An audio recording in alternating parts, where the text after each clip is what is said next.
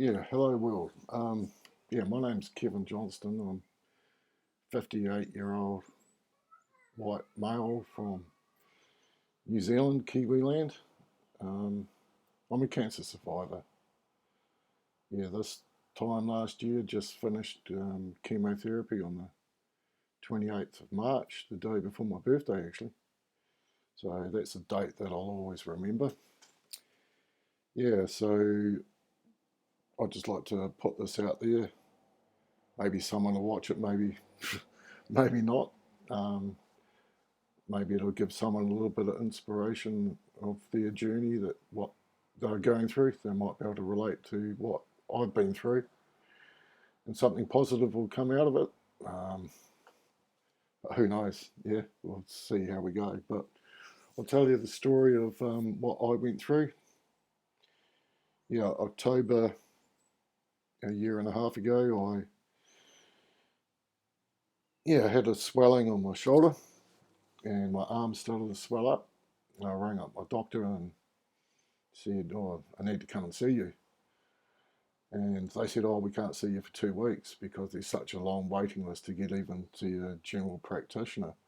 So this is on a Thursday. So I rang up the after hours on the Friday and said, "Yeah, I need to come in and see you guys. There's definitely something up here and need to get it checked out." So I met this doctor and he said, "Oh, yeah, this ain't right. This don't look very good at all." And then sent me through next door to the main hospital to a CAT scan. Um, Luckily, they took me in and took a CAT scan of my chest, and that's when all the proverbial shit hit the fan. The nurse from the ED department came and grabbed me in the waiting room in the CT area and dragged me through to emergency department and proceeded to shave my chest and put stickers and heart trace, and I was going, "Hey, look, just give me a Disprin and send me home. This is a bit over the top." And they were going, "No, Mr. Johnston, you need to stay here. You're in not a very good way. And this is, okay, time to freak out time." Of course, the nurse doesn't tell you what's going on. Then a doctor came in and proceeded to tell me that they're really concerned, that they're thinking about flying me to Wellington, New Zealand, because they didn't have the facilities in the hospital at Nelson to sort me out. And I was going, "Yeah, oh, this is a bit serious. Open heart surgery to dig this thing out." There was a mass the size of my fist underneath my sternum. And they showed me pictures of the damn thing. Yeah, it was big. And it started to migrate up my collarbone and restricting the blood vessels to my arm. That's why the swelling was showing up. It took quite a few hours for Wellington to come back and say, "Well, it's not life threatening at this point. We don't need to do anything radical," and put him on blood thinners and send him home. And yeah, so in freak out mode, yeah, it was pretty intense. Um, there was no "why is me." It's just, "Hey, this is something that's going on. We just got to deal with it." Um, that was the start of another 3 month journey. I took a biopsy, and that came back normal tissue. The biopsy was trying to get the mass that was growing out under my collarbone. Um, yeah, they didn't get any cancerous cells then. Um, so they took another biopsy. That was another month um, to come back normal tissue again.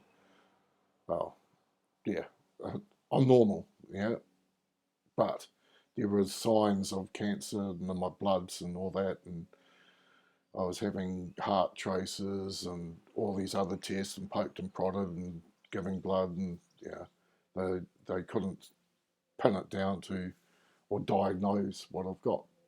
So they did another biopsy through my chest with a CAT scan biopsy because your heart and lungs and blood vessels are all down there.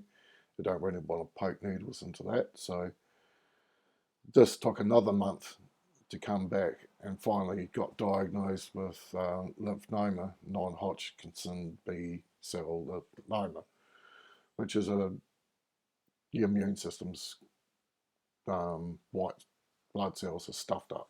That's what it is.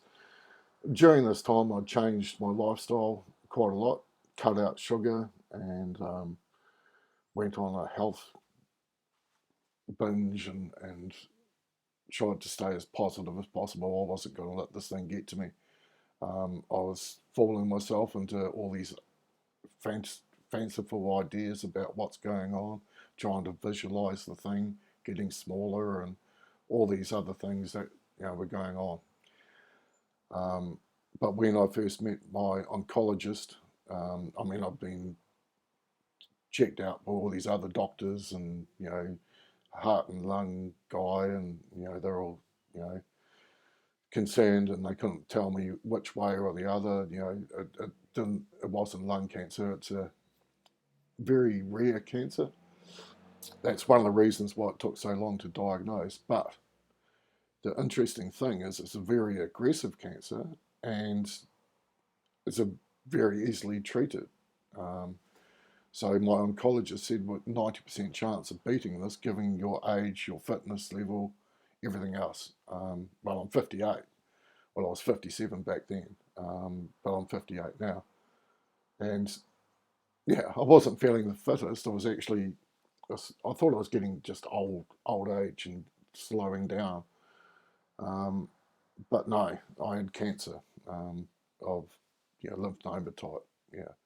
So yeah, 90% chance of beating this. And he said, we don't have to dig you open.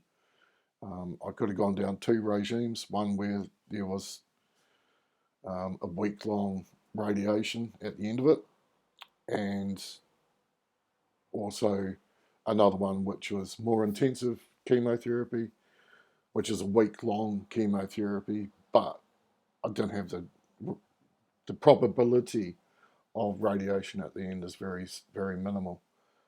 As long as they think that they've got the damn thing, I didn't have to have radiation, which you don't want radiation around your heart and lungs and all your blood vessels and what they say structures that are inside your chest, because that's why you've got a chest, to protect these vital organs, and you don't want to irradiate them.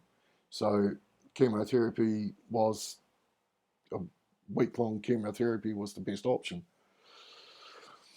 Yeah, and then the fun began. The oncology nurses, fantastic ladies. I tried to stay positive right through the whole time. Of course, there was some dark moments, and there was a why is this? Why me? Why is this happening?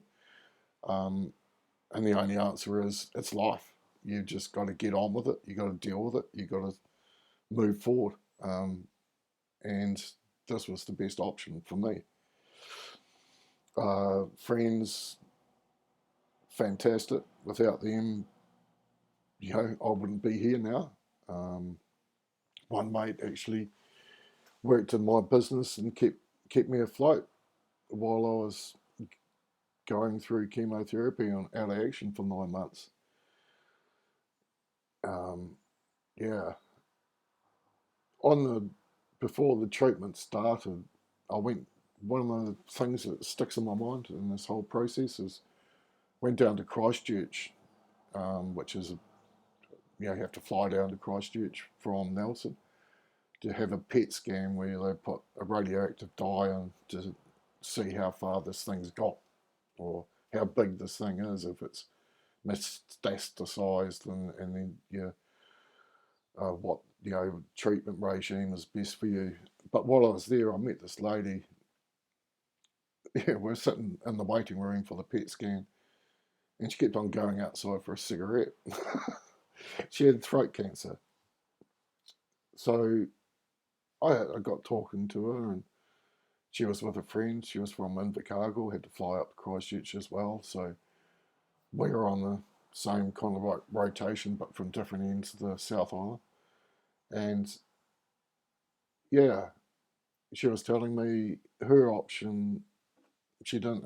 She had two options: go for treatment, prolong the inevitable, or just fade away. And God bless her, that she was still living life. She wasn't letting it get to her. Um, a lot of people would. It was, you know, she was alive. She was still smoking cigarettes, and that's probably what got her is the smoking in the first place. But yeah, but I'd changed a lot in my lifestyle before I got to that PET scan. But just the positive vibes I was getting out of this lady, it was like, wow, she's on her way out, but she's still got a positive outlook. Amazing. You know, life's for the living, and she was just living it. And she was laughing and having a good time. Yeah. Also, I met this other lady who had, through the chemotherapy at the hospital, who her journey was 5 years of chemotherapy to beat breast cancer. 5 years. Whoa. But she was positive. She was like, well, it is what it is.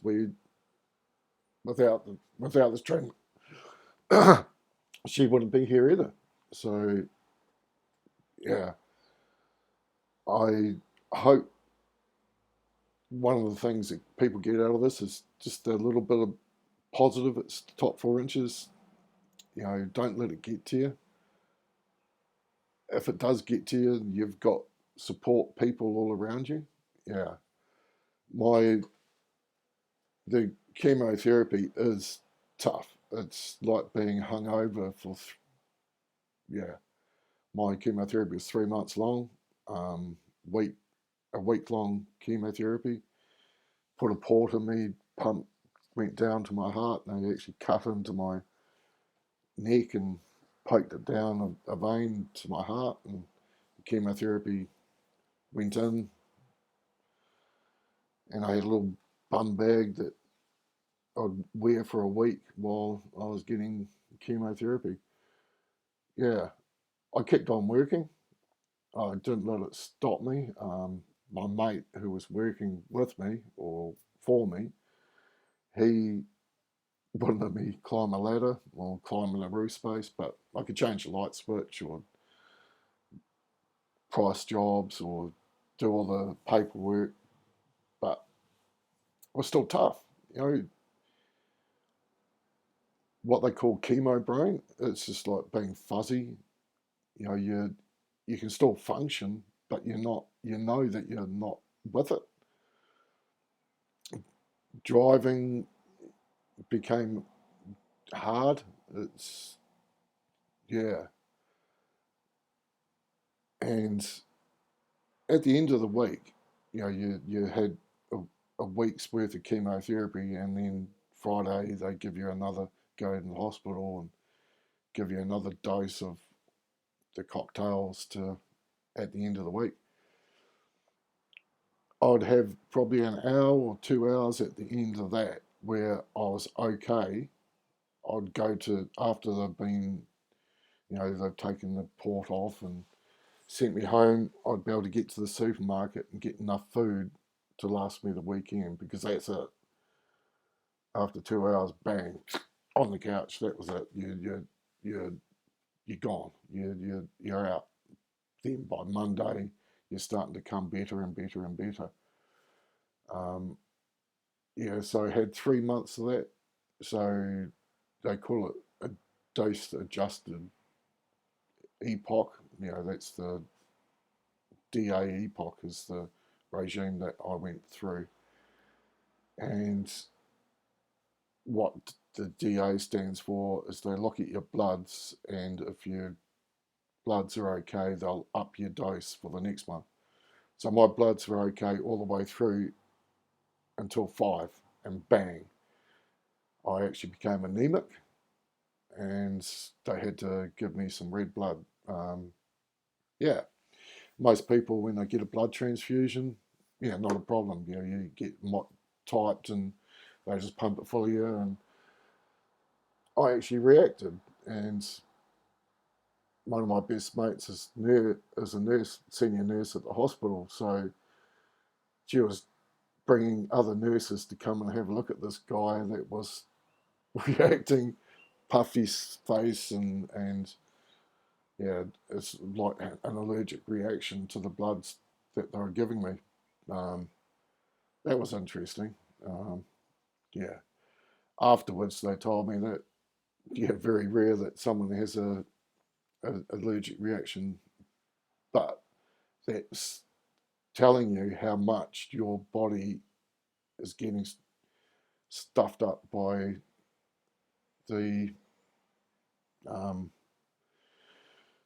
the chemicals that they're pumping into you. I mean, it does. It's targeted against your, what do you call it? Your cancer. It's fast multiplying cancer is what they're targeting. That they're killing that off, but the you know other effects that you were getting. You know, it, it's inevitable, but whoa, by the end of the so on the 6th round they actually dialed it back to level 4 settings, and yeah, I went through 6 rounds of this damn thing.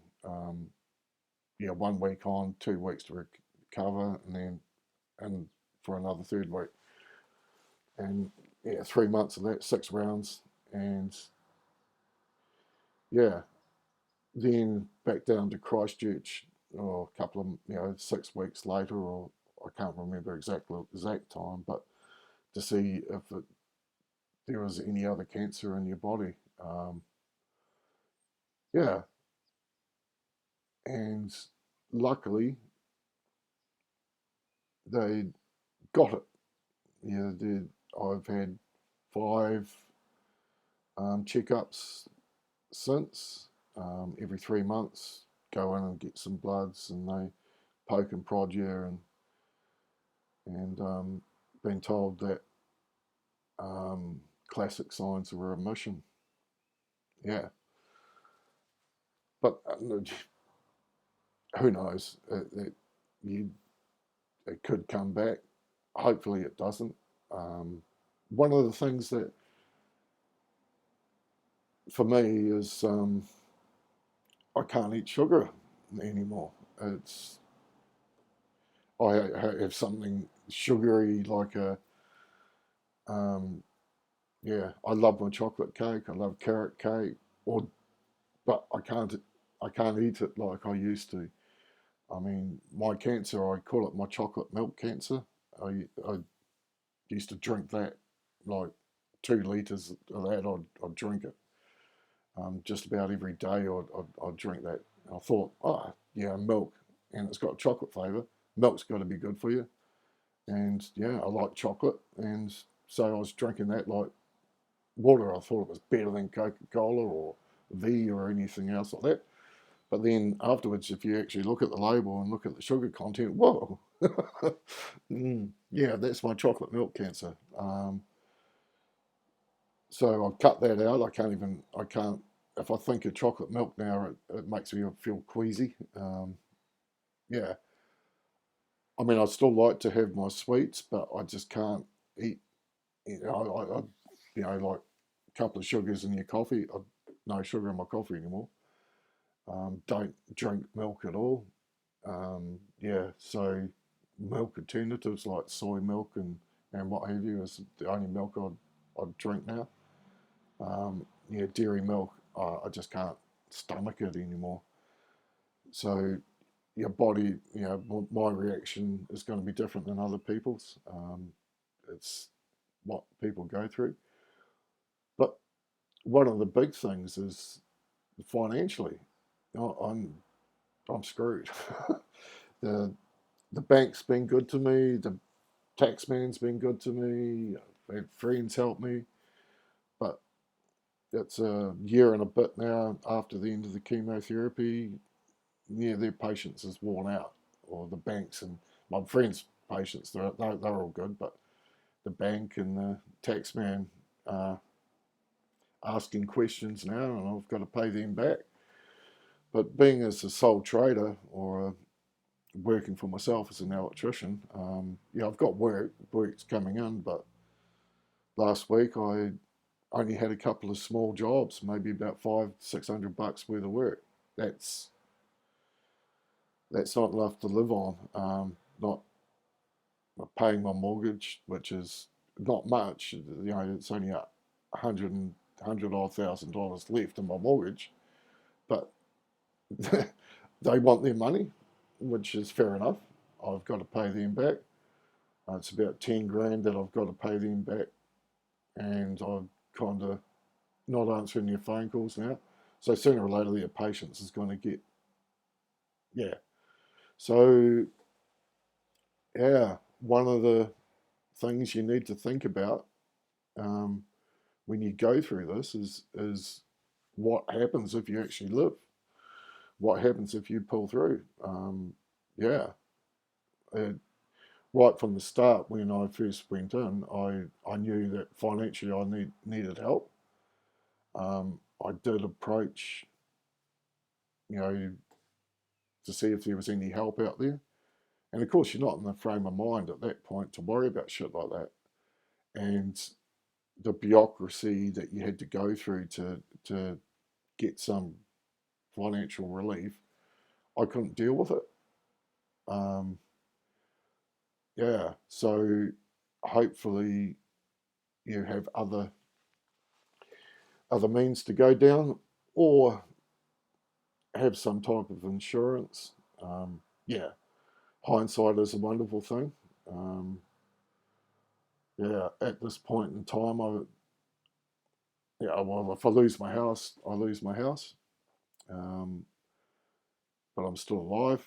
I've actually got people that have offered me somewhere to stay, which is cool if the worst comes to worst.